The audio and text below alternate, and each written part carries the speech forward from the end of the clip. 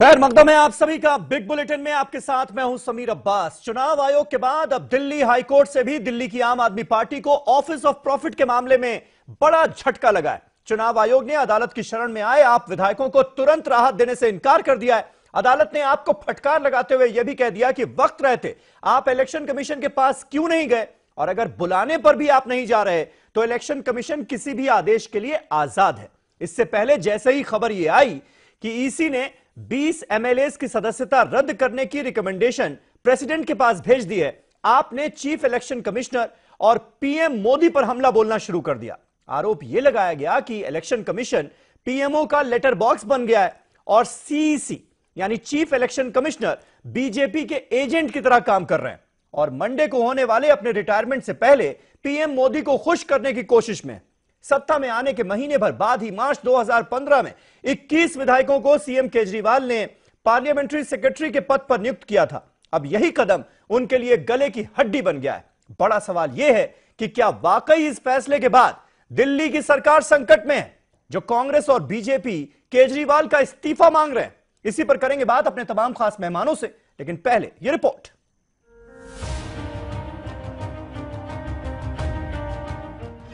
आम आदमी पार्टी के एतमाद पर खतरा। फायदे वाले ओहदे मामले में इलेक्शन कमीशन का बड़ा फैसला। आम आदमी पार्टी के 20 अरकान असेंबली की मेंबरशिप रद्द। क्या खतरे में है केजरीवाल हुकूमत? अरविंद केजरीवाल की आम आदमी पार्टी को एक के बाद एक झटके लग रहे हैं। इलेक्शन कमीशन के जरिए आम आदमी पार्टी के 20 अरकान असेंबली की रुकनियत मनसूख किए जाने के मामले में केजरीवाल हुकूमत को दिल्ली हाईकोर्ट से राहत नहीं मिली। हाईकोर्ट ने आम आदमी पार्टी की दरखास्त मुस्तरद कर दी है। इस फैसले के बाद दीगर सियासी जमातों ने आम आदमी पार्टी पर हमले तेज कर दिए हैं। वहीं केजरीवाल हुकूमत से इस्तीफे का मुतालबा किया जा रहा है।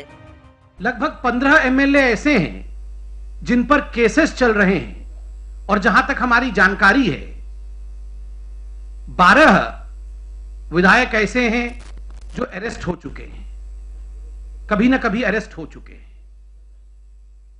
और आज जो बाकी बचे थे वो डिस्क्वालीफाई हो चुके हैं। कुछ जेल के अंदर, कुछ बेल पे, किन्हीं के खिलाफ केस चल रहा है और बाकी जो बचे वो डिस्क्वालीफाई हो गए। रुकन असेंबली सौरभ भारद्वाज ने इलेक्शन कमीशन पर सवाल खड़े कर दिए हैं। सौरभ भारद्वाज का कहना है कि इलेक्शन कमीशन ए.के. ज्योति किसी और के इशारे पर काम कर रहे हैं। अभी तक विधायकों को इलेक्शन कमीशन ने बुलाया ही नहीं है कि आप अपने सबूत और साक्ष्य उनके सामने रखिए। एक बार साक्ष्य सामने रखे जाएंगे तभी तो कोई आदमी जजमेंट दे सकता है। जो इलेक्शन कमिश्नर अभी हैं वो 23 तारीख के बाद वो रिटायर होने वाले हैं। मैं उनके ऊपर गंभीर आरोप लगाए हैं कांग्रेस ने कि वो गुजरात के अंदर भाजपा को फायदा पहुंचाने के लिए काम कर रहे थे। जाते जाते वो दोबारा से भाजपा को फायदा पहुंचाने के लिए ये काम कर रहे हैं, जो पूरा अनैतिक भी है और गैरकानूनी भी। इस पूरे मामले पर आम आदमी पार्टी के तर्जुमान राघव का कहना है कि पार्टी सेक्रेटरियों को किसी तरह का कोई इख्तिसादी फायदा नहीं मिल रहा है। ये सब मुफ्त में काम कर रहे हैं। मध्य प्रदेश की सरकार में पार्लियामेंट्री सेक्रेटरीज की नियुक्ति की गई है, उनको गाड़ी बंगला पैसा दिया गया। महाराष्ट्र की सरकार में पार्लियामेंट्री सेक्रेटरीज की नियुक्ति करी गई है, गाड़ी पैसा बंगला दिया गया। राजस्थान की सरकार में पार्लियामेंट्री सेक्रेटरीज की नियुक्ति करी गई है, गाड़ी पैसा बंगला सबको दिया गया। आम आदमी पार्टी की सरकार ने जब पार्लियामेंट्री सेक्रेटरीज की नियुक्ति करी, एक फूटी कौड़ी, एक नया पैसा विधायकों को नहीं दिया। यह है फर्क आम आदमी पार्टी और कांग्रेस में। और यदि वो हमारा इस्तीफा मांगते हैं तो सबसे पहले देवेंद्र फडणवीस मध्य प्रदेश के मुख्यमंत्री और राजस्थान के मुख्यमंत्री को इस्तीफा देना चाहिए। यदि किसी भी प्रकार की कार्रवाई होती है तो जो दूसरा पक्ष है उसकी दलील सुनी जानी चाहिए। इलेक्शन कमीशन ने एक तरफा कार्रवाई करी है। आम आदमी पार्टी के विधायकों का इस मसले पर क्या कहना है, आम आदमी पार्टी के विधायकों के पास इस मसले पर क्या सबूत है, क्या दलील है, वो कतई भी नहीं सुनी गई। ऐसे में आम आदमी पार्टी के 20 अरकान असेंबली पर मेंबरशिप रद्द होने का खतरा मंडरा रहा है। Bureau report, ETV news. तो क्या संकट में है केजरीवाल सरकार? क्योंकि चाहे बीजेपी हो या कांग्रेस पार्टी हो, दोनों अब अरविंद केजरीवाल का इस्तीफा मांग रहे हैं। हमारे साथ तमाम खास मेहमानों का पैनल जुड़ चुका है। हमारे साथ अश्विनी उपाध्याय साहब मौजूद हैं, जो कि भारतीय जनता पार्टी के स्पोक्स पर्सन हैं दिल्ली के, वो हमारे साथ मौजूद हैं। साथ ही साथ संजीव झा साहब हमारे साथ मौजूद हैं, आम आदमी पार्टी के एमएलए हैं, स्पोक्स पर्सन हैं। और ऑफिस ऑफ प्रॉफिट के दायरे में संजीव झा की कुर्सी भी आ रही है। यह भी मैं अपने दर्शकों को, व्यूअर्स को बता दूं। साथ ही साथ हमारे साथ अमीर हैदर जैदी साहब मौजूद हैं, लीडर हैं, लेफ्ट नेता हैं, लीडर हैं सीपीआई के। थोड़ी देर में इशरत जहां हमारे साथ जुड़ेंगी, जो कि कांग्रेस पार्टी की स्पोक्स पर्सन है। सीनियर जर्नलिस्ट खालिद अनवर आपको नजर आएंगे स्क्रीन पर, और साथ ही साथ एक बेहद खास मेहमान सीबी पांडे साहब हमारे साथ लखनऊ से मौजूद हैं, जो कि एक्स जज हैं, लीगल एक्सपर्ट के तौर पर आज इस डिबेट का हिस्सा हैं। लेकिन सबसे पहले संजीव झा, मैं आपसे जानना चाहूंगा, यह आम आदमी पार्टी ने जो फैसला किया पार्लियामेंट्री सेक्रेटरी बनाने का, आपको लगता है कहीं ना कहीं यह आत्मघाती कदम था, गलत कदम उठाया गया, जिसके चलते आज आपको इन सारी चीजों का सामना करना पड़ रहा है? क्योंकि ऐसा नहीं है कि जब आप पार्लियामेंट्री सेक्रेटरी बना रहे थे तो आपके पास पुराने एग्जाम्पल्स नहीं थे। आपके सामने सोनिया गांधी का भी एग्जाम्पल था, आपके सामने जया बच्चन का भी एग्जाम्पल था। सब कुछ जानते बूझते समझते आपने ये गलती की और अब आप भुगत रहे हैं। ठीकरा नरेंद्र मोदी के सिर फोड़ रहे हैं।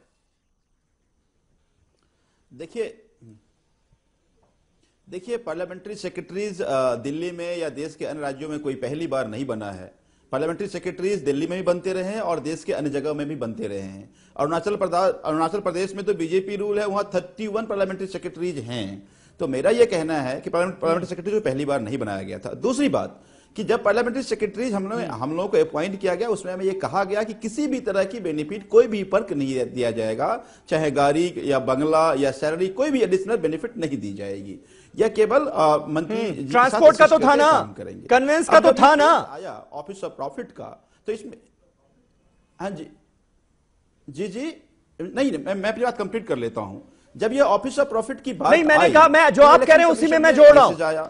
मैंने वो लेटर देखा है, अपॉइंटमेंट लेटर 21 पार्लियामेंट्री सेक्रेटरीज का मैंने पढ़ा है, एक एक लाइन पढ़ी है, इसलिए मैं आपसे पूछ रहा हूं। ट्रांसपोर्ट का तो जिक्र है उसमें, ट्रांसपोर्ट फैसिलिटी तो दी जा रही थी। दूसरी बात, जब आप एक मंत्री के पार्लियामेंट्री सेक्रेटरी बन गए तो अपने आप में वो पद, बिल्कुल नहीं, जरूरत नहीं है कि रेम्यूनरेशन दिया जाए तभी वो लाभ का पद बना। लाभ का पद तो वो ऐसा ही हो गया ना। नहीं, जैसा कि मैंने पहले आपको बताया कि कोई ट्रांसपोर्ट फैसिलिटीज कहीं किसी को नहीं दी गई है। आप हमारे किसी विधानसभा क्षेत्र में कहीं किसी से एक जानकारी ले लीजिए, कभी कोई, हम पार्लियामेंट्री सेक्रेटरी होने के नाते किसी गाड़ी से कभी आए हों, कोई किसी तरह की ट्रांसपोर्ट कोई बेनिफिट नहीं दी गई थी, पहली बात। दूसरी बात कि जब ये केस हाईकोर्ट में गया तो हाईकोर्ट में कहा गया कि ये पोस्ट ही नहीं है, ये वाइड ऑफ इनिशियो है। तो जब वाइड ऑफ इनिशियो है, मतलब कोई पोस्ट नहीं है।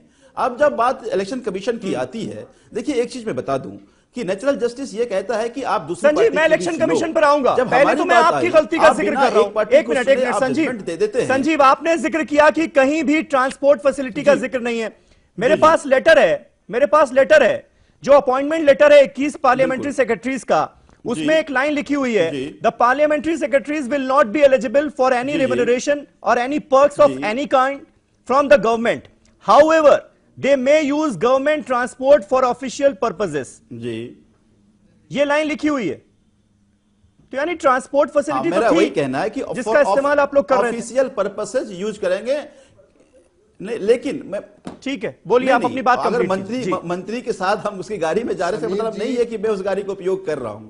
इसका मतलब अगर मंत्री की गाड़ी में बैठ के हम कहीं जा रहे हैं, इसका कहीं मतलब ये नहीं है कि गाड़ी मैं उपयोग कर रहा था। तभी तो मैंने कहा, अच्छा, तो नियम ये था कि पार्लियामेंट्री सेक्रेटरी अगर किसी काम के लिए जाएगा तो वो मंत्री की गाड़ी में मंत्री के साथ लेटर आपको मिल जाए। हाँ, बिल्कुल। और देखिए, गाड़ी का मतलब ये है कि अगर कोई अलॉटमेंट रहा हो गाड़ी का किसी भी पार्लियामेंट्री सेक्रेटरी के नाम से, किसी भी पार्लियामेंट्री सेक्रेटरी के नाम से कोई भी गाड़ी कहीं अलॉटेड नहीं था, और ना तो कभी हमने किसी गाड़ी का, इस तरह की गाड़ी का कोई उपयोग किया। तभी मैंने कहा कि देखिए, ये एक पॉलिटिकली इंटेंडेड जो हम शुरू से आज तक झेलते रहे हैं, वो हैरेसमेंट है और झेलते रहेंगे इसको। ठीक है, अश्विनी उपाध्याय साहब जवाब देंगे इस बात का। ये पॉलिटिकल हैरेसमेंट हो रहा है आम आदमी पार्टी का, आप लोगों ने चारों तरफ से घेर कर फंसा लिया है आम आदमी पार्टी को। सीधा आरोप यह लगाया जा रहा है कि एके ज्योति साहब जो इस देश के चीफ इलेक्शन कमिश्नर हैं, हालांकि देश की इतनी बड़ी संवैधानिक संस्था पर बड़ी ही जल्दबाजी में, बड़ी ही तेजी में आरोप लगाने से बाज नहीं आती आम आदमी पार्टी, लेकिन आरोप बहुत गंभीर है। वो ये कह रहे हैं क्योंकि मंडे को रिटायरमेंट होने जा रहा है चीफ इलेक्शन कमिश्नर का, इसलिए वो फ्राइडे को ये फैसला करके खुश करना चाह रहे हैं नरेंद्र मोदी को। नहीं समीर जी, जरा इसकी पृष्ठभूमि समझ लीजिए। आम आदमी पार्टी की जो आंतरिक कलह शुरू हुई, जिसमें आपको याद होगा योगेंद्र यादव के ऊपर उनको अपमानित किया गया था, प्रशांत भूषण को अपमानित किया गया था। एक एपिसोड चला था पूरा फार्म हाउस में, गुड़गांव के फार्म हाउस में, आपको ध्यान होगा, आपके दर्शकों को भी ध्यान होगा।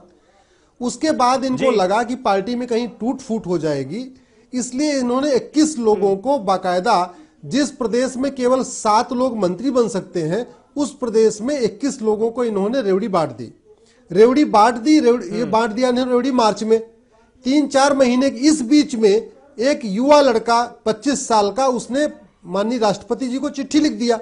राष्ट्रपति जी उस समय थे प्रणब मुखर्जी साहब, उन्होंने इस पूरे मामले को इलेक्शन कमिश्नर को भेज दिया। इलेक्शन कमिश्नर थे उस समय, जो चीफ इलेक्शन कमिश्नर थे नसीम जैदी साहब थे। नसीम जैदी साहब ने इसको मामले को पूरा जांच करना शुरू किया। इनको नोटिस भेजा, नोटिस पे नोटिस भेजते रहे। पहली बात तो कुछ दिन तक आए नहीं, ये लोग हाई कोर्ट भागे। हाई कोर्ट ने बोला पहले आप तय कर लो, आप यहां सुनवाई चाहते हो कि इलेक्शन कमीशन। इनको लगा हाई कोर्ट में मामला गड़बड़ होने वाला, बोले नहीं साहब आप सुनवाई मत करो, हम इलेक्शन कमीशन में जा रहे हैं। इलेक्शन कमीशन में गए, वहां इनको मौका दिया गया। कम से कम 2 दर्जन हियरिंग हुई, वहां इन्होंने अपना जवाब दिया, जो कुछ कहना है कहा इन्होंने। बड़े बड़े वकील इनके अपने गए वहां पे। उसके बाद पूरी सुनवाई के बाद अश्विनी जी, आम आदमी पार्टी तो कह रही है कि इलेक्शन कमीशन में आपकी बात रखने का मौका तक नहीं दिया गया, इसके पूरी और ये फैसला कर लिया गया, एक तरफा फैसला है ये गलत बयानी कर रहे हैं अभी। अरे अभी समीर साहब, अभी इनके मैं आपको बता रहा हूं, जरा देखिए कितनी बड़ी झूठ है। इनके 6 विधायक अभी थोड़ी देर पहले हाईकोर्ट गए थे। हाईकोर्ट ने जब फटकारा तो इन्होंने बाकायदा मीडिया को बाइट दिया है। मैं अब नाम नहीं लेना चाहूंगा, लेकिन बाकायदा मीडिया पे इनकी बाइट है। कह रहे नहीं, हम, इन्होंने हाईकोर्ट को बोला है कि साहब हम तो हर तारीख पे जाते थे इलेक्शन कमिश्नर। तो या तो इन्होंने अभी थोड़ी देर पहले जो हाईकोर्ट ने बोला वो झूठ है, या जो संजीव जी अभी यहाँ आपके चैनल बोल रहे हैं वो झूठ है। इनके 6 विधायकों ने अभी हाईकोर्ट के सामने पूरी मीडिया के साथ बाइट दिया है। आपके पास बाइट होगी उसको निकल।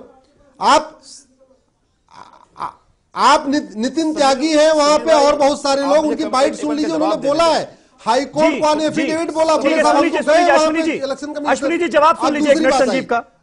इलेक्शन का जी नहीं, एक मिनट संजीव, जल्दी से छोटा सा जवाब। समीर भाई, बाकी मेहमानों के पास भी जाना है।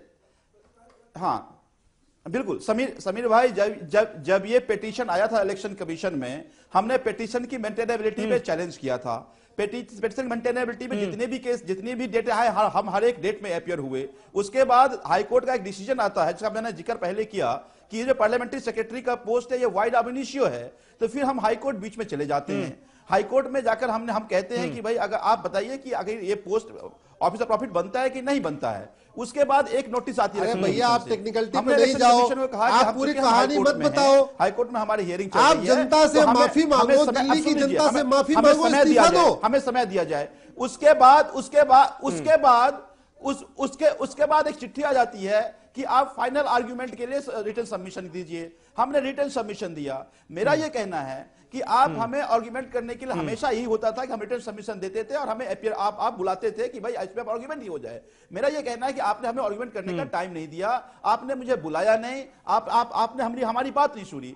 पिटीशन मेंटेनेबल है, ठीक है। पिटीशन मेंटेनेबिलिटी के बाद कुल मिलाकर आपको अपनी बात रखने का मौका नहीं मिला इलेक्शन कमीशन में, यही तो बात आप कह रहे हैं, यही तो मैंने भी कहा। इशरत जहान हमारे साथ कांग्रेस पार्टी की स्पोक्स पर्सन आ चुकी हैं बहस में। इशरत, मैं आपसे जानना चाहूंगा, ये डिमांड ये क्यों की जा रही है कि अरविंद केजरीवाल इस्तीफा दें? ये इस डिमांड का क्या मतलब है? क्योंकि अगर 66 विधायक हैं, 20 अगर निकल भी जाते हैं तो भी 46 विधायकों से भी बहुमत होता है, सरकार में बने रहने का अधिकार है अरविंद केजरीवाल को। इस्तीफे का कहां सवाल आ गया? समीर भाई, इसमें कोई दोराय नहीं है कि कंफर्टेबल मेजॉरिटी अभी जो है वो अरविंद केजरीवाल के पास है जी। लेकिन आप ये देखिए कि किस तरीके का मॉरल डिफीट इस पार्टी की जो सरकार बनी जब से देखने के लिए मिला। आप ये देखिए कि ये 21 लोगों को जिस तरीके से पार्लियामेंट्री सेक्रेटरी की पोस्ट का जो ये बांटी गई, ये सिर्फ इसलिए खुश करने के लिए बांटी गई कि योगेंद्र यादव जो है वो पार्टी से कहीं ना कहीं फाड़ करके अलग हो रहे थे। उस टाइम पे इन्हें खुश करने के लिए और रोकने के लिए काम किया गया। नियत जो है वो क्लियर है। और ये काम करने के लिए जो है वो आइन को भी बाईपास कर दिया गया और ये नहीं देखा गया कि हमारा जो कॉन्स्टिट्यूशन है वो ये कहता है कि जितनी टोटल सीट्स हैं दिल्ली की उसका 10% जो है आप कैबिनेट मिनिस्टर बना सकते हैं इंक्लूडिंग चीफ मिनिस्टर। तो उसको देखते हुए तो चीफ मिनिस्टर समेत 7 लोग जो हैं वो मिनिस्टर रहेंगे और वक्त वक्त पर 1 या 2, चाहे वो बीजेपी या कांग्रेस किसी की भी सरकार रही हो, 1 या 2 से ज्यादा कभी पार्लियामेंट्री सेक्रेटरीज नहीं बने। ये कैसा मतलब मनमाना तरीका है? तर्क ये दिया जा रहा है कि पार्लियामेंट्री सेक्रेटरीज मिनिस्टर्स को असिस्ट करने के लिए रखे गए ताकि जनता के कामों को अमल में लाने में आसानी हो। दूसरा, इन्होंने किसी भी तरह का लाभ नहीं लिया, कोई रेम्यूनरेशन नहीं लिया, कोई सैलरी नहीं ली, कोई अलाउंसेस नहीं लिए। 1 मिनट, ये जा रहा है ना, ये पहले चीफ मिनिस्टर हैं क्या जो जनता का काम कर रहे हैं दिल्ली में? केजरीवाल जी कोई पहले चीफ मिनिस्टर नहीं है समीर भाई, जो लोगों को सर्व कर रहे हैं और इतना अच्छा मैंडेट जो है वो इनको मिला, तो इन्हें तो कम से कम भावनाओं के साथ नहीं खेलना चाहिए था। आप सब कुछ भूल गए, आप कॉन्स्टिट्यूशन को रीराइट करने के लिए बैठ गए, आप एक ऐसा बिल लेकर आ रहे हैं अमेंडमेंट पास करके और कि ये जो पार्लियामेंट्री सेक्रेटरीज हैं इनको जो है एक्सक्लूड किया जाए और रिट्रोस्पेक्टिव इफेक्ट दिया जाए। यानी आपको पता था कहीं ना कहीं कि मेरी नियत जो है उसमें खोट है और मैं ये काम कर रहा हूं, इसलिए आप रिट्रोस्पेक्टिव इफेक्ट की मांग कर रहे हैं। तो आप पहले चीफ मिनिस्टर नहीं है, इनके विधायकों को देखिए ना आप, अगर एक सीवर का ढक्कन भी खुलवाते हैं तो पहले इनका लाइव वीडियो शुरू हो जाता है फेसबुक या ट्विटर पे। तो ये जो है ना, ये दिखावे की राजनीति दिल्ली की जनता समझ गई है जिन्होंने 67 नंबर का मैंडेट दिया। ठीक है, सीबी पांडे साहब हमारे साथ मौजूद हैं, लीगल एक्सपर्ट हैं। पांडे जी, मैं आपसे जानना चाहूंगा, ये जो ऑफिस ऑफ प्रॉफिट के दायरे में ये पार्लियामेंट्री सेक्रेटरीज के पद आते हैं या नहीं आते हैं, क्या आपको क्या लगता है इस पर? क्योंकि बार बार दलील ये दी जा रही है कि भाई लाभ तो कोई लिया नहीं गया, तो लाभ का पद हुआ कैसे? ये तो ऑफिस ऑफ प्रॉफिट के दायरे में आता ही नहीं है। देखिए, ऑफिस ऑफ प्रॉफिट को समझने के लिए 2 बातें हैं। एक तो यह है कि पहला कि वो ऑफिस है कि नहीं, जो जिम्मेदारी का जिस पे इनको दिया गया है उसको देखना होगा कि वो कोई ऑफिस है कि नहीं है। अगर वो ऑफिस है तो ये साबित हो जाएगा कि वो ऑफिस होल्ड कर रहा है, उसके हिसाब से देखा है। दूसरी देखा यह जाएगा कि वो उससे प्रॉफिट ले रहा है कि नहीं ले रहा है। अब उस ऑफिस से कोई प्रॉफिट अटैच है तो वो माना जाएगा कि वो प्रॉफिट ले रहा है। ये अलग बात है कि आप लीजिए या न लीजिए। जैसे किसी भी नौकरी में आप पूरी तनख्वाह, आपको उस नौकरी की ये तनख्वाह है, उस तनख्वाह में आप नौकरी में गए, कहे साहब मैं इस तनख्वाह में 1 पैसा नहीं लूंगा, तो ये आप ये नहीं कह सकते कि मैं समाज सेवा कर रहा हूं, मैं उस पोस्ट पे नहीं होल्ड कर रहा हूं। तो पोस्ट है, जैसे आपने अभी पढ़ के सुनाया, ये सेक्रेटरीज की पोस्ट है, वो एक पोस्ट है जिस पोस्ट को क्रिएट किया गया। उस पोस्ट पे उन्होंने ये भी कहा कि इसके लिए आपके सबसे रिस्पॉन्सिबिलिटी भी अटैच की गई कि क्या क्या जिम्मेदारी, आप क्या काम करेंगे, चाहे मिनिस्टर को असिस्ट करेंगे या किसको करेंगे, ऑफिशियल कैपेसिटी में असिस्ट करेंगे। ऐसा नहीं कि उनको सिर्फ एडवाइजरी कैपेसिटी में कि उनको कुछ सलाह मशवरा दे रहे हैं, माने या न माने, बल्कि आप एक पोजीशन होल्ड कर रहे हैं, उस ऑफिस के हिसाब से उनको एडवाइज करें। प्रॉफिट लेने न लेने पर बात नहीं है, आप 1 पैसा भी उस प्रॉफिट से न लीजिए। अगर उस प्रॉफिट से, जैसे व्हीकल अलाउंस का अटैच था, आप यूज करिए न करिए, हार्डली मैटर, ये नहीं देखा जाएगा। अगर उसे अटैच है तो मान लिया जाएगा। दूसरी बात है कि ये सारी बातें जो है आपको इलेक्शन कमीशन तय करना है, क्योंकि वो इलेक्शन कमीशन एक क्वासी जुडिशियल बॉडी है और उसके सामने आप इसको तय करते। सुप्रीम कोर्ट कहता है कि ये कोई यूनिफॉर्म लॉ नहीं है, यूनिफॉर्म कोई रूल नहीं है कि हर बात ऑफिस ऑफ प्रॉफिट माना जाएगा, नहीं, केस टू केस दिखाया जाएगा। अब इनमें केस टू केस देखने के लिए इलेक्शन कमीशन के सामने ये तो रखते कि ये ऑफिस नहीं है, पहली बात साबित करते। दूसरा कहते हम लोग कोई प्रॉफिट का पोस्ट नहीं है, ये दोनों पोस्ट नहीं है प्रॉफिट का, प्रॉफिट लेना नहीं, बल्कि हम प्रॉफिट का कोई पोस्ट नहीं है, ये इलेक्शन कमीशन के सामने देते, एविडेंसेस देते। और इलेक्शन कमीशन इस पर सुना, वो तो अभी मैंने सुना कि वो उनके विधायक ये कह रहे हैं कि हम लोग तो मेंटेनेबिलिटी पर इलेक्शन कमीशन के सामने बहस किया, उसके बाद तो हम लोगों ने कह दिया कि हम लोगों को बहस नहीं करना। तो इसलिए जब बहस ही नहीं करना वहां जाके, आपको एविडेंस ही नहीं देना है, ये तो आपका रिस्पॉन्सिबिलिटी था इलेक्शन कमीशन। फिर तो जो आदेश होगा उसको भुगतने के लिए तैयार भी रहिए, और हमें कोई प्रॉफिट नहीं दे रहे। तो जब आदेश हो गए तो आपके लिए फाइनल है, इलेक्शन कमीशन के पास आदेश हो गया, उसके खिलाफ आपको जाना और जहां जाइए, जहां अपील करिए वो आप। तो अभी तो इलेक्शन कमीशन ने तो रिकमेंड किया भाई गवर्नर के जब ऑर्डर होगा वो राष्ट्रपति के ऑर्डर के बाद उसको चैलेंज भी कर, अभी तो उस ऑर्डर को चैलेंज भी नहीं कर सकते। ये तो मैंने सोचा कैसे वो हाईकोर्ट पहुंच गए, अभी तो हाईकोर्ट में चैलेंज भी नहीं होगा। खालिद अनवर साहब, ये बताइए कि अरविंद केजरीवाल की ऐसी मजबूरी क्या थी जिसके चलते उन्हें ये फैसला करना पड़ा, 21 पार्लियामेंट्री सेक्रेटरीज अपॉइंट करने पड़े, ये जानते बूझते कि उनकी सदस्यता भी दांव पर लग सकती है, जो कि अब नौबत आ चुकी है? नहीं, अरविंद केजरीवाल की मजबूरी, जो भी पॉलिटिकल पार्टियों की जो मजबूरी होती है समीर भाई, वो तो पता है कि जब नई नई पार्टी थी, नई सरकार बनी थी, अरविंद केजरीवाल की मजबूरी ये थी कि पार्टी को जोड़ करके रखना था, तमाम विधायकों को साथ लेकर के चलना था।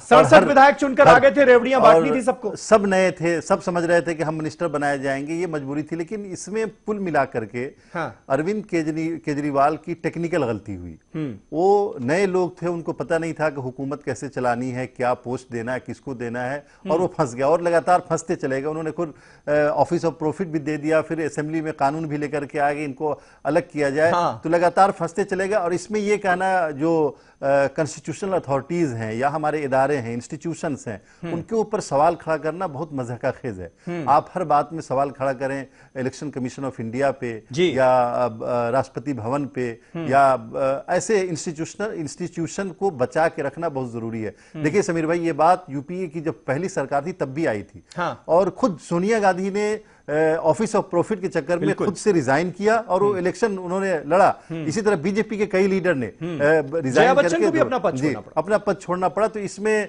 आप अपनी गलती को मानिए और आप टेक्निकली खुद अपनी की हुई गलती में फंसे हैं, इसको तस्लीम करना चाहिए और इलेक्शन में जाना चाहिए और इलेक्शन फेस करना चाहिए। जैदी भाई, मानते हैं आप ये बात कि कहीं ना कहीं अपनी गलती को छुपाने की खातिर केंद्र सरकार पर आरोप लगाना, सीधे पीएम नरेंद्र मोदी पर आरोप लगाना कि उनके इशारे पर चीफ इलेक्शन कमिश्नर इस देश के उनका आदेश जो है उसका पालन कर रहे हैं, ये क्या है? देखिए, ऐसा है समीर भाई, इतना बड़ा जो इन्हें बहुमत मिला था, तो इसे मैं राजनीतिक अहंकार ही कहूंगा या राजनीतिक परिपक्वता की कमी कह लीजिए, दोनों में से कुछ एक हो सकता है। ये फाइल भेजते हैं गवर्नर के पास, गवर्नर वापस कर देते हैं, उस पर पुनर्विचार भी नहीं करते हैं, नया कानून लाने की कोशिश करते हैं, उसे हाई कोर्ट में जाकर उसे चैलेंज करते हैं।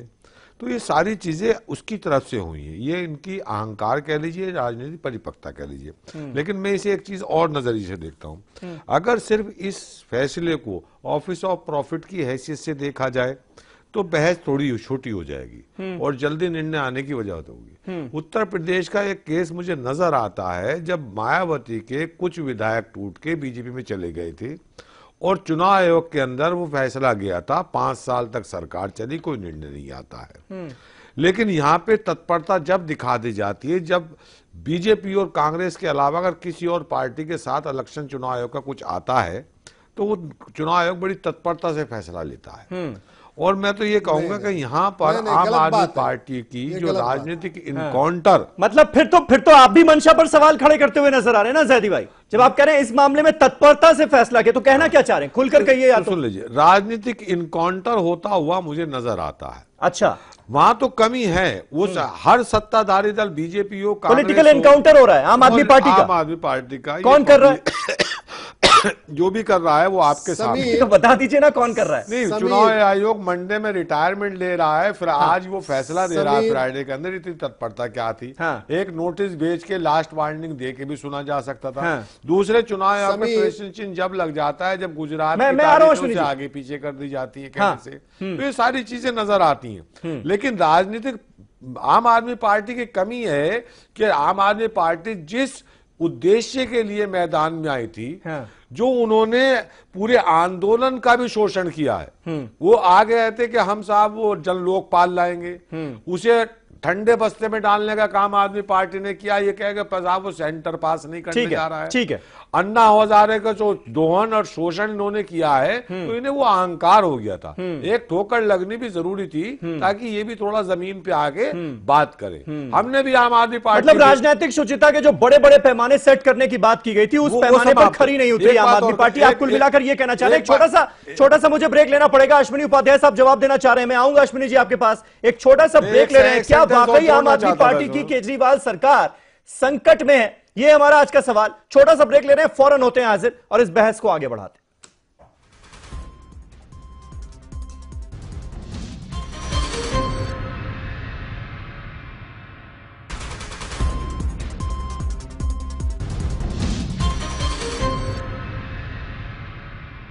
वाकई दिल्ली में केजरीवाल सरकार जो है वो संकट में है। जिस तरह से बीजेपी और कांग्रेस अब अरविंद केजरीवाल का इस्तीफा मांग रहे हैं। तमाम खास मेहमान हमारे साथ बने हुए हैं। अश्विनी उपाध्याय साहब, ब्रेक से पहले आप कुछ ऐड करना चाह रहे थे जैदी साहब की बातों पर। इलेक्शन कमीशन पर एक तरह से सवाल जैदी साहब भी उठा रहे हैं कुल मिलाकर अगर देखा जाए तो, और आम आदमी पार्टी तो सीधे सीधे कह रही है कि पीएमओ का लेटर बॉक्स बन चुका है इलेक्शन कमीशन, जो चाहती है केंद्र सरकार वो फैसला दिलवा देती है। देखिए समीर भाई, पहली बात तो ये खुलेआम चैनल पे झूठ बोल रहे हैं कि हमें कोई बंगला नहीं मिला था। अभी मैंने ट्वीट किया है, आप मेरे ट्विटर पे देख लीजिए, 20 लोगों को कौन कौन सा वो अलॉट हुआ था ऑफिस, वो मैंने बाकायदा रूम नंबर सही ट्वीट किया है। दूसरी बात ये कह रहे हैं कि वो हम तो तनख्वाह नहीं ले रहे थे, हालांकि कोई फायदा नहीं ले रहे थे। मोदी जी गुजरात में इतने दिन मुख्यमंत्री रहे, कभी उन्होंने वेतन नहीं लिया। 3 साल हो गए प्रधानमंत्री रहते हुए, कभी वेतन नहीं लेते। तो क्या वो ऑफिस ऑफ प्रॉफिट नहीं होल्ड करते क्या? ये क्या गलत बयानी कर रहे हैं कि जब हम तनख्वाह लेंगे, अलग से पैसा लेंगे, अलग से भत्ता लेंगे तब ऑफिस। अरे ऑफिस है, ऑफिस ऑफ प्रॉफिट अगर आप होल्ड कर रहे हैं तो होल्ड कर रहे हैं। जैसा अभी पांडे जी ने बताया, वेतन लो न लो अलग बात है, लेकिन ये वेतन लेते थे, ये गाड़ी लेते थे, इन्होंने ऑफिस लिया, इनको अलग से कमरे लाट हुए। अब मैं आता हूं उनके हैदर साहब पे। अरे हैदर साहब, आपको जानकारी मैं आपको बता दूं, ये मामला आज का नहीं है। प्रणब मुखर्जी साहब ने 3 साल पहले इस मामले को किया था और जैदी साहब पूरी सुनवाई कर चुके थे। केवल ये तो इनको ये नए वाले जो चीफ इलेक्शन कमिश्नर, ये तो इनको के लिए एक्स्ट्रा मौका दे रहे थे कि इनको और कुछ कहना कहे और कुछ इनको अपनी तरफ से कहना कहे।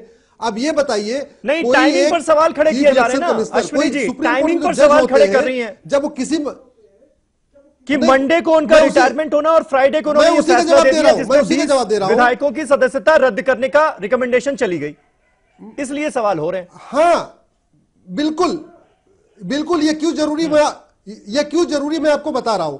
जब सुप्रीम कोर्ट में सुनवाई होती है समीर भाई, और जब जज को रिटायर होना होता है, उसके पहले जो जिन केसेस को सुन चुके होते हैं, जिन केसेस में सुनवाई हो चुकी होती है, एज ए जज उनको उसको सुनवाई उनका फैसला करके जाना होता है। अदरवाइज वो रिटायर कर जाता है जब सुप्रीम कोर्ट का जज, कोई नया जज आएगा, फिर उसकी पूरी प्रोसीडिंग होगी, फिर उस पर पूरी सुनवाई होगी, तो ऐसे कोई फैसला होगा ही नहीं है। तो इसी तरीके से जो इलेक्शन कमिश्नर होते हैं, उनके पास जजेस की पावर होती है, उनके पास जुडिशियल पावर होती है। अगर उन्होंने किसी मामले को सुना तो ये उनका लीगल ड्यूटी है, उनकी ये उनका नैतिक कर्तव्य है, इनकी उनका विधिक कर्तव्य है कि उस मामले का फैसला करके जाएं। तो मुझे लगता है ये गलत बयानी हो रही है कि ये उनकी ड्यूटी है कि उन्होंने इस मामले को लगातार सुना।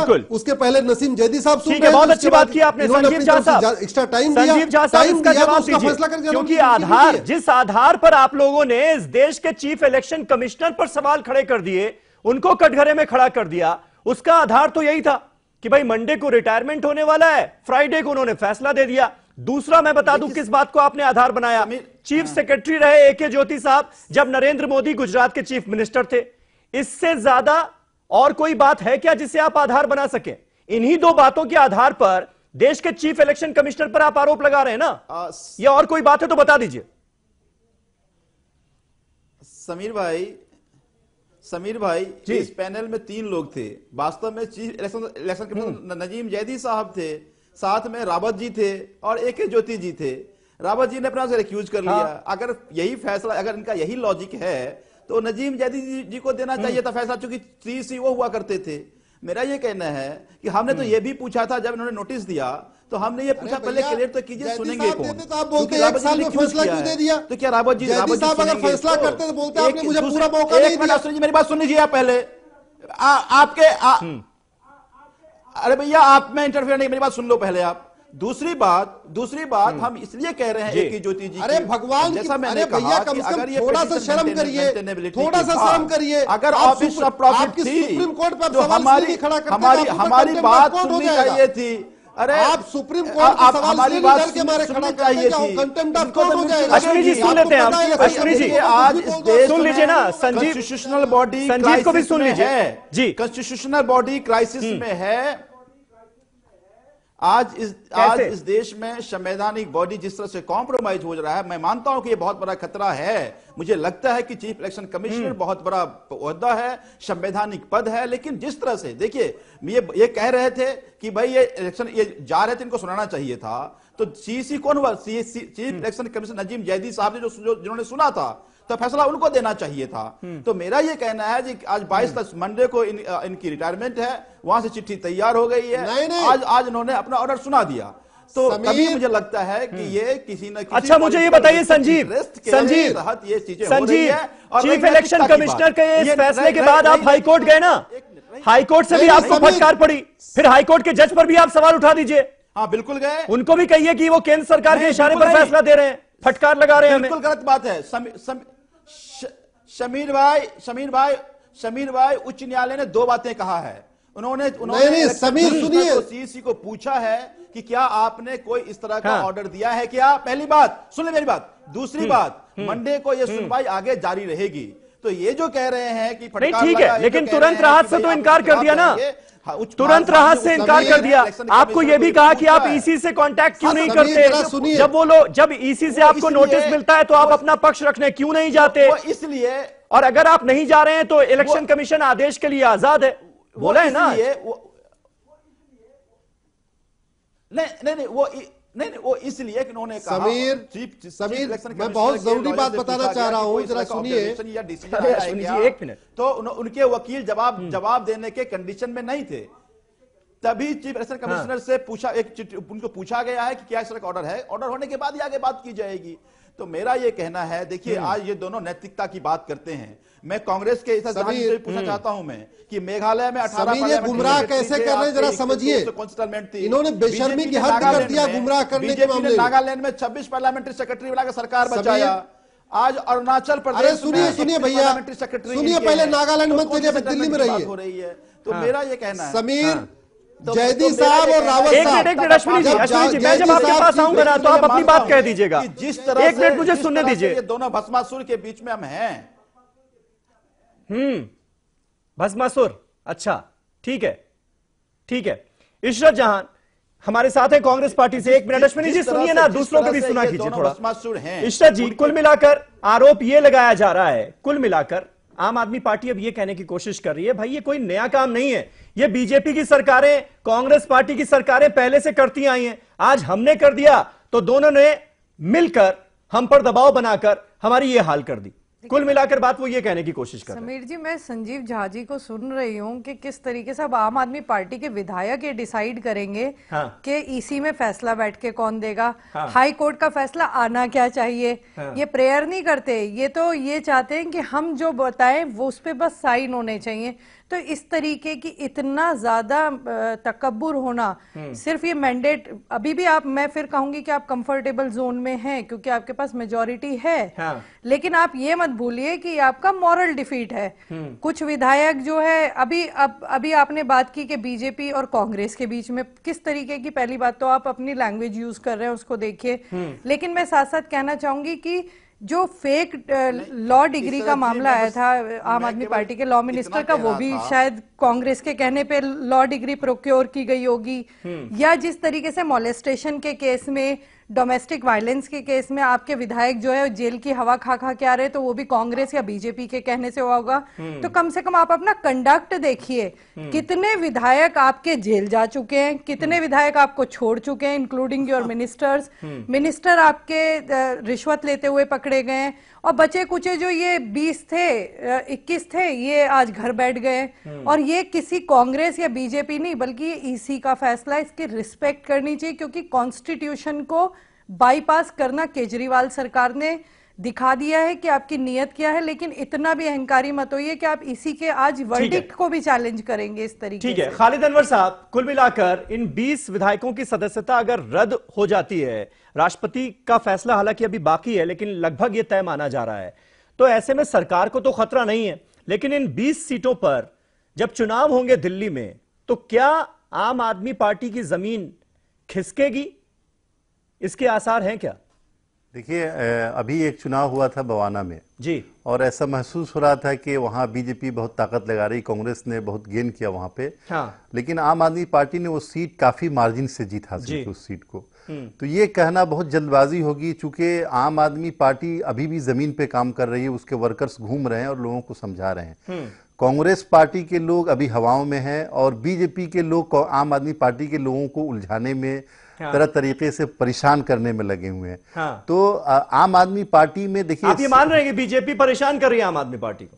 देखिए, इसी का ये जो मामला है इसमें हम नहीं कह सकते बीजेपी को, लेकिन इससे पहले यानी एक चुनी हुई सरकार को आप के ऑफिसर्स काम नहीं करने दे रहे हैं, आपके एलजी काम नहीं करने दे रहे हैं और तरह तरह से बिला वजह किसी को इस मामले में पुलिस उठा के बंद करे, किसी को, तो पब्लिक, ये सारी पब्लिक ने देखा कि भाई आप एक सरकार को परेशान करने की कोशिश कर रहे हैं। ये तो बीजेपी ने किया है और बीजेपी की सरकार ने किया है।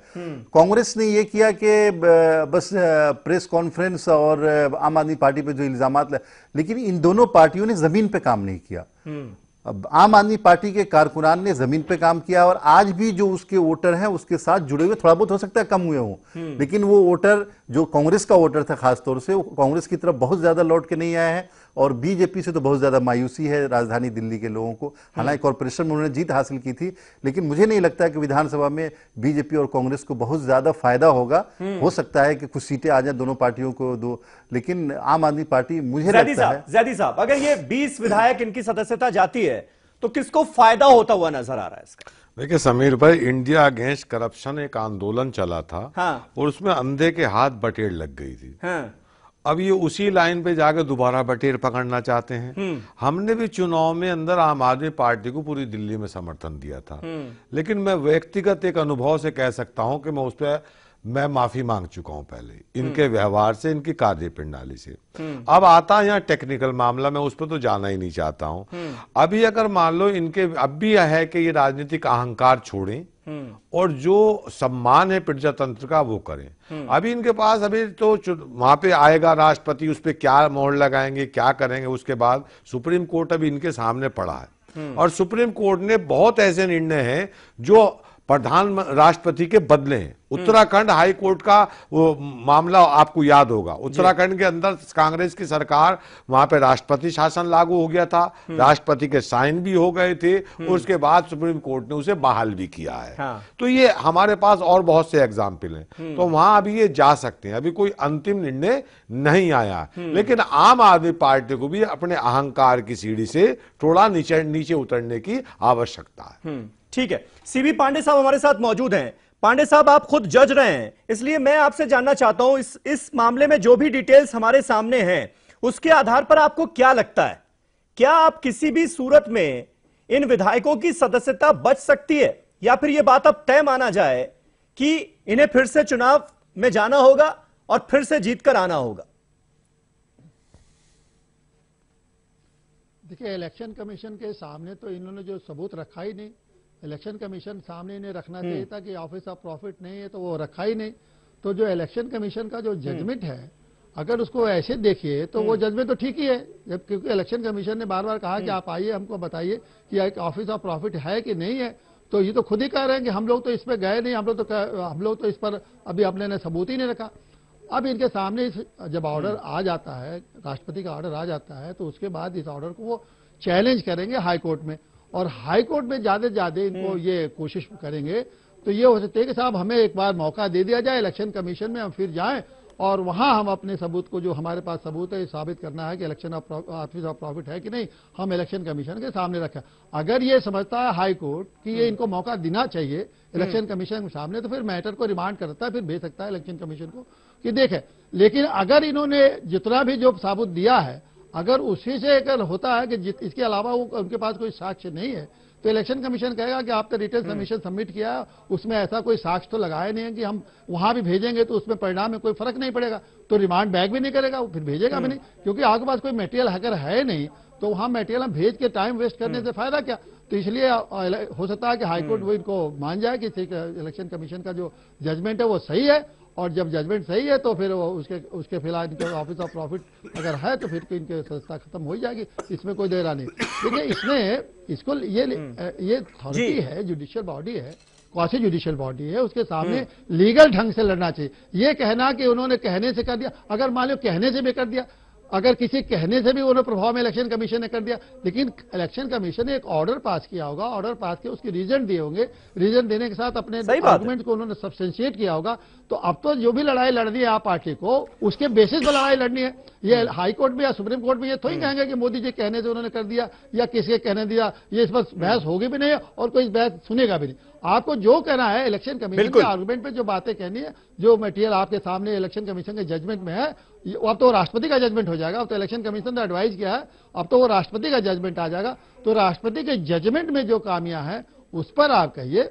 अगर कुछ थोड़ा बहुत इनके पास चांस है तो हो सकता है लीगली, या नहीं हो सकता वो लीगली, वो तो बात की बात है। ये राष्ट्रपति के पास इनके जाना चाहिए, कहना चाहिए साहब इलेक्शन कमीशन ने हमको पूरा मौका नहीं दिया, तो ये सीधे हाईकोर्ट में चले गए। एक बार इलेक्शन कम से राष्ट्रपति के पास जाके एक मेमोरेंडम दाखिल करें, ठीक है साहब वहाँ इलेक्शन। संजीव झा साहब, कुछ अपनी गलतियों का एहसास हो रहा है आपको पांडे साहब की बात सुनकर या नहीं?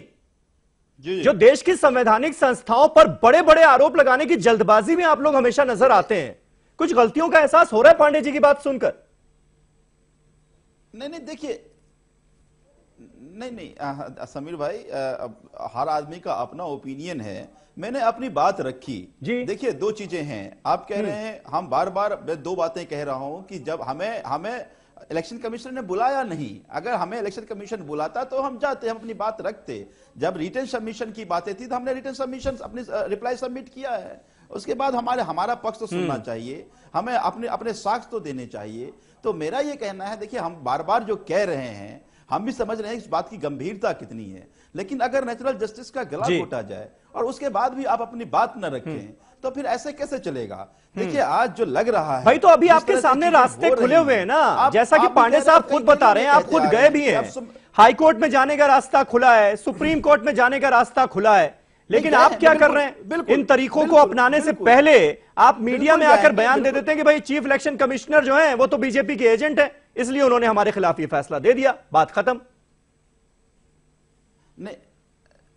नहीं, एक चीज बताइए, कई सारे कोरिलेशंस हैं। आज अगर मैं ये कह रहा हूं और जजमेंट ऐसा आया है और हमें तथ्य बताया कि चूंकि वो प्रिंसिपल सेक्रेटरी रहे हैं पहले, चूंकि वो चीफ सेक्रेटरी रहे हैं मोदी जी के साथ, कई सारे मंत्रालय, कई सारे पोस्ट उन्होंने गुजरात में पहले से रहे हैं, तो एक नजदीकियां हैं, और उसके बाद जो जजमेंट आता है तो ये देखकर लगता है कि नहीं ये तो ऐसा तो नहीं है कि ये जजमेंट इनका इलेक्शन कमीशन का होना चाहिए, कहीं ना कहीं से कोई एक बायस जजमेंट दिया गया। और जो सच है, ठीक है अश्विनी उपाध्याय जी, प्रतीत सच दिखता हुआ प्रतीत होता है, वो जनता के सामने रखने में कोई गुनाह नहीं है। अश्विनी उपाध्याय जी, जानने का अधिकार है। कुल मिलाकर एक बड़ी बात यह है कि रिटन सबमिशन जब मांगा गया तो वो आम आदमी पार्टी की तरफ से दिया गया, लेकिन बाद में जब विधायकों को बुलाकर उनकी बात सुनने की बारी थी तो वो मौका आम आदमी पार्टी को नहीं मिला, ये कह रही है आम आदमी पार्टी।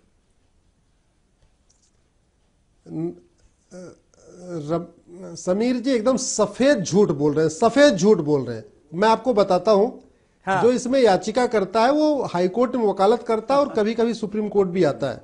प्रशांत जो जिस लड़के ने किया है, मैंने उससे कई बार पूछा कि जब वो आता रहता है सुप्रीम कोर्ट मिलता है तो बातें होती है, मैंने पूछा वहां क्या चल रहा है।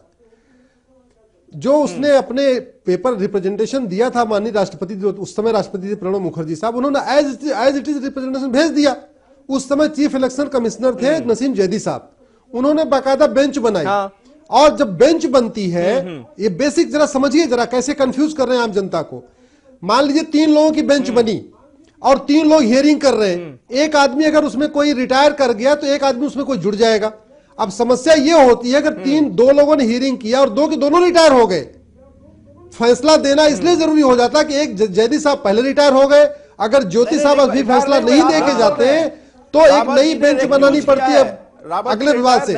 तो सबसे बड़ी दिक्कत यह आती है। बोल रहे हैं आप, फिर आप गलत इंफॉर्मेशन जनता को दे रहे हैं। अरे भैया सुनिए तो, सुनिए आप रावत जी के बारे में क्या क्या बोलते रहे आपको सब पता है। जरा स्टेटमेंट निकाल के देखिए अपने मुख्यमंत्री का, रावत जी को किस तरीके से आप लोगों ने बदनाम करने की कोशिश किया है। प्लीज शांत रहिए, तथ्य दुरुस्त कर लीजिए। हाँ, दूसरी बात, आपके बारे में अब मैं आता हूं इस पे, इनके इस विषय पे बेहतर जानता हूं। इनको लगा इनकी 22 हियरिंग हुई है, जितना मुझे पता है इनको 22 मौका दिया इलेक्शन कमिश्नर ने 22 बार इनको बुलाया है, जो मुझे जानकारी है।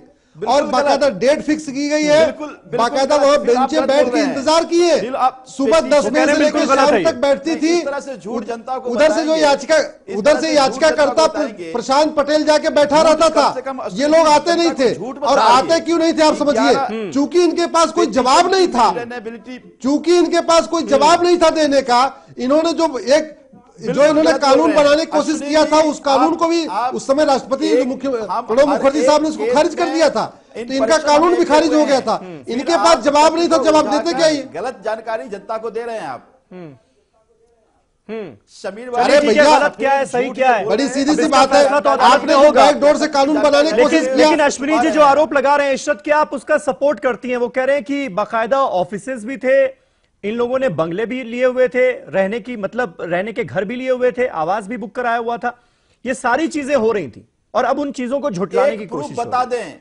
एक प्रूफ पहले मैं बताना चाहूंगी कि जिस ऑफिस को ये झुटला रहे हैं बैठ के ऑफिस अलॉट हुए थे, उनमें रंग रोगन का काम, फर्नीचर डलने का काम, संजीव अभी भी कह रहे हैं और एक प्रूफ अगर कोई लिया है, नाम की तख्ती जो है वो बाहर लग चुकी थी, प्रूफ जो है वो, और आप चैनल्स पे भी देख लीजिए, आज पूरे दिन चले हैं सभी चैनल्स पे। और साथ ही साथ संजीव झा जी को तो मैं ये बोलना चाहूंगी कि अदालत जो है वो चुटकुलों पे नहीं चलती, तर्कों पे चलती है। समीर, मैं नंबर बता रहा हूँ, बाजी से आप जनता को कहीं ना कहीं थोड़ा बहुत बेवकूफ बना सकते हैं, लेकिन अब वो भी खुलासा जनता के सामने हो गया है कि आपका असली चेहरा क्या है। कभी बीजेपी, कभी कांग्रेस, आपने कुछ करना है या नहीं करना है, इसका जवाब जो है, जो आपको 67 का मैंडेट दिया था, अब आपकी बारी बनती है। और ये सारे एग्जाम्पल देने कि इस स्टेट में ये हुआ है, उस स्टेट में बीजेपी की गवर्नमेंट है, वहां भी ऐसे हो रहा है, कांग्रेस ने ऐसे किया, तो आप क्या कर रहे हैं? आप भी तो उन्हीं के कदमों पे चलने की कोशिश कर रहे हैं। आप लेकर आए थे, आपका जो वजूद है, रुकिए, आपका वजूद है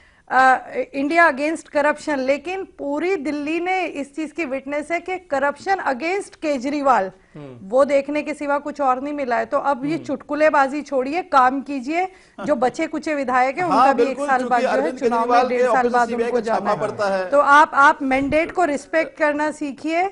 ये कुल मिला के यानी कांग्रेस पार्टी के लिए बड़ी खुशखबरी के तौर पर आप देख रहे हैं, क्योंकि खाता भी नहीं खुला विधानसभा में, अब अगर हो सकता है चुनाव हो तो खाता खुल जाए, ये इस उम्मीद में है कांग्रेस पार्टी। देखिए, एक कहावत है कि जब झूठ बोला जाता है और बार बार बोला जाता है और सबके मुंह से बोला जाता है, तो वो सच लगने लगता है। वही 2015 में हुआ था जब इन्हें 67 का आम आदमी पार्टी को मैंडेट मिला था। लेकिन आप देख ही रहे हैं कि किस तरीके से इनके खुद के मिनिस्टर्स इनको छोड़ के जा रहे हैं, कोई पकड़े जाते हैं, अभी मैंने एग्जांपल दिया था। और खुशी की बात यह है कि अजय माकन जी ने ही जून के महीने में 2016 में ईसी को मूव किए थे और अपनी जो है ये शिकायत रखी थी कि ये ऑफिस ऑफ प्रॉफिट के अंडर आते हैं और इनको डिस्क्वालीफाई करना चाहिए। तो ये कांग्रेस पार्टी है जिसने इस टेक्निकल मुद्दे को जो है ईसी तक पहुंचाया और बाद में पिटीशन भी डली, ताकि जो जनता का, जो आवाम का पैसा है, वो ये अपने ऐशो आराम में, अपने लग्जूरियस लाइफ में ना खर्चा करे। ठीक है अश्विनी जी, कुछ सबूत है आपके पास? संजीव झा सबूत मांग रहे हैं। समीर, मैंने ट्वीट किया है और संजीव झा का रूम नंबर 155 था, बाकायदा इनके नाम के सामने लिखा हुआ है, इनको कौन सा रूम अलाट हुआ है, इनको रूम नंबर 155 अलाट हुआ है। मैं दूसरी बात कह रहा हूं सचिन, समीर, एक नैतिकता की बात कह रहा हूं। समीर, भारत में जितने मुख्यमंत्री हैं, किसी के पास 5 विभाग है, किसी के पास 10 विभाग है, किसी के पास 15 विभाग है। प्लीज सुन लीजिए जरा, प्लीज, अरे सुन लीजिए जरा, एक मिनट। रूम नंबर पर क्लैरिफिकेशन तो हो जाए ना अश्विनी जी। समीर, आपने रूम नंबर बता दिया, संजीव किसका रूम नंबर है ये बताइए ना। हाँ, देखिए ये जो बात मैं बता रहा हूं, विधानसभा भैया देखो, सारे विधायकों का ऑफिसेज अलॉटेड हैं। ये विधानसभा की ऑफिसेज की बात कर रहे हैं। विधानसभा और सरकार अलग अलग है। सारे विधायक नहीं, आप 21 लोगों को अलग से लाते हैं, नहीं चलता। विधानसभा में ये पार्लियामेंट है, 36 विधायकों का ऑफिस है वहां, 36 विधायकों का ऑफिस है वहां, जहां से वो स्पीकर साहब ने अलग अलग कामों के लिए विधायक उपयोग करते हैं। दुर्भाग्य है कि अपोजिशन कोई है नहीं, तो जो ऑफिस स्पेस है ये ऑफिस स्पेस स्पीकर साहब ने विधायकों को अलॉट किया है। आप एक चीज समझ लीजिए, ठीक है अश्विनी जी, सरकार सचिवालय में चलता है, सरकार विधानसभा में नहीं चलता। विधानसभा अरे सुन तो लो भैया, स्पीकर का सुन तो लीजिए, आप सुनिए हो गया ना काम के लिए ऑफिस अलॉट करें। अश्विनी जी हाँ, मैं समीर ये कह रहा था, ये मान लीजिए अलग से आदमी की जरूरत क्यों पड़ती है कि जब ऐसे लगता हो कि हमारे जो मंत्री हैं इतने ज्यादा उनके पास है, उनके पास काम बहुत ज्यादा हो गया, थोड़ा उनको एडिशनल हैंड चाहिए, 2-4 उनको मैन पावर और चाहिए। अरे भैया, हमारे दिल्ली के मुख्यमंत्री 2 साल तक बिना मंत्रालय के मंत्री बने रहे। भारत के आजादी के बाद पहली बार भारत में एक मुख्यमंत्री ऐसा हुआ है जिसने 2 साल तक एक भी मंत्रालय नहीं लिया, वेतन भत्ता गाड़ी बंगला सबसे बड़ा वो है अरविंद केजरीवाल। तो अगर आपको लगता था 6 मंत्रियों के पास ज्यादा काम है तो पहले 2-4 विभाग मुख्यमंत्री ले लेते। ये तो पॉलिसी मैटर है ना, ये तो पॉलिसी मैटर है अश्विनी जी। अब इस पर भी सवाल खड़े करेंगे क्या? ये तो उनका हक है, अगर वो चाह रहे हैं कि बिना किसी मंत्रालय को लिए हुए हम सारे मंत्रालयों पर नजर बनाकर रखें, तो ये मुख्यमंत्री कर सकता है ना। अब इसके आधार पर उनकी सदस्यता भी जानी चाहिए, ये दावा थोड़ी कर देंगे आप। चलिए ठीक है, सीबी पांडे साहब, ठीक है, सीबी पांडे साहब, अब इस मामले में यानी कुल मिलाकर हम ये समझे, आखिर में मैं आपसे ये जानना चाह रहा हूं कि कुल मिलाकर अभी और वक्त मिल सकता है, एकदम से आफत नहीं आई अभी आम आदमी पार्टी के इन 20 विधायकों पर, मिल सकता है, अभी वक्त मिल सकता है, हाईकोर्ट से, सुप्रीम कोर्ट से राहत मिल सकती है। देखिए, अभी तो हाईकोर्ट में सुनवाई है सोमवार को, और हाईकोर्ट में जो सुनवाई है, मैं समझता हूं सोमवार को हाईकोर्ट तो इसमें इंटरफेयर करने वाला नहीं है, क्योंकि अभी इन लोगों ने हाईकोर्ट के सामने सिर्फ किस हैसियत से गए हैं ये मुझे पता नहीं है, लेकिन सोमवार को हाईकोर्ट कोई इंटरव्यू रिलीफ देने वाला नहीं है। अगर इसके बाद अगर राष्ट्रपति का जब फैसला आ जाएगा, उसके बाद अगर ये जाते हैं उनके सामने हाईकोर्ट में, फिर जाते हैं, तो उस समय हो सकता है हाईकोर्ट इनको कुछ दिन के लिए राहत दे दे, और हाईकोर्ट उसके बाद उसको दोनों पक्षों को सुन के और इनको शायद स्टे मिल सकता है, तो ये इनको एक राहत मिल सकता है, वो भी राष्ट्रपति के आदेश के बाद। अभी तो इनको कोई राहत का सवाल ही नहीं है, और मैं समझता हूं इन्होंने बहुत हड़बड़ी और जल्दीबाजी में हाईकोर्ट के सामने गए हैं, इसका कोई मतलब नहीं है, पता नहीं किस तरह से लीगल एडवाइस इनको मिला है। बिल्कुल पुराना पेंडिंग मैटर कोई कह रहा है कि उसमें ये गए, बिल्कुल, और ये बात साबित भी हुई आज हाईकोर्ट में, जब हाईकोर्ट ने तुरंत राहत से सीधे इनकार कर दिया। बहुत बहुत शुक्रिया सीबी पांडे साहब, हमारे साथ इस बहस का हिस्सा बनने के लिए, अपनी कीमती राय देने के लिए। संजीव झा साहब, अमीर हैदर जैदी साहब, अश्विनी उपाध्याय, इशरत जहां, खालिद अनवर साहब, बहुत बहुत शुक्रिया। तो कुल मिलाकर अभी आफत जो है वो टल भी सकती है, इस बात के आसार हैं, क्योंकि फैसला अदालत को करना है। हाईकोर्ट के बाद सुप्रीम कोर्ट का रास्ता भी खुला हुआ है आम आदमी पार्टी के पास। जल्दबाजी में आरोप लगाने से राजनीतिक दलों को, खासतौर पर इस देश की सर्वोच्च संवैधानिक संस्थाओं पर बाज आना चाहिए इस आदत से। कुल मिलाकर एक सबक यह भी है। बहुत बहुत शुक्रिया आप सभी का। कल एक नए टॉपिक पर नई डिबेट के साथ हाजिर होऊंगा, तब तक के लिए आप देखते रहें ईटीवी उर्दू।